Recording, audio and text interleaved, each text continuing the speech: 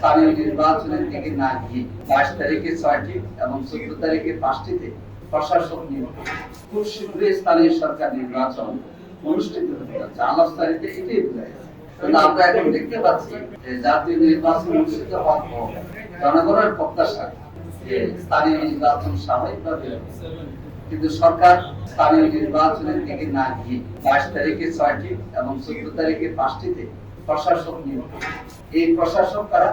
যারা তাদের দলীয় নেতা, যারা নির্বাচনে হেরেছে, যেমন শফিকুল ইসলাম মিন্টু, তিনি ঢাকা সিটির 15 নম্বর আসনে নির্বাচনে হেরেছেন, তাকে প্রশাসক নিয়োগ। এরপর আমরা দেখি নজরুল ইসলাম মঞ্জুর খুলনা, উনি একটি আসনে হেরেছেন।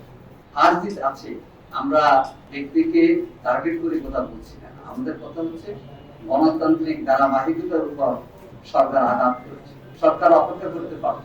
গত 17 বছরে 18 বছর যে আমরা আন্দোলন সংগ্রাম করেছি গণতান্ত্রিক প্রক্রিয়াকে সমুন্নত করার জন্য, ফ্যাসিস্টদের বিরুদ্ধে যে সমস্ত বিষয়গুলো আমরা তুলে ধরেছিলাম, সেটারে একটা হচ্ছে যে জনগণের মতামতকে তোয়াক্কা না করে দলীয় চিন্তায় চেতনা দলীয় লোক বসানোর জন্য সিদ্ধান্ত গ্রহণ করা। সরকার 6টি সিটি কর্পোরেশন পরে 5টি সিটি কর্পোরেশনের এই নিয়োগ দিয়ে আমরা মনে করি যে জনগণের মতামত এবং জুলাইয়ের যে স্পিড, এটাকে সরকার অবজ্ঞা প্রদর্শন করছে।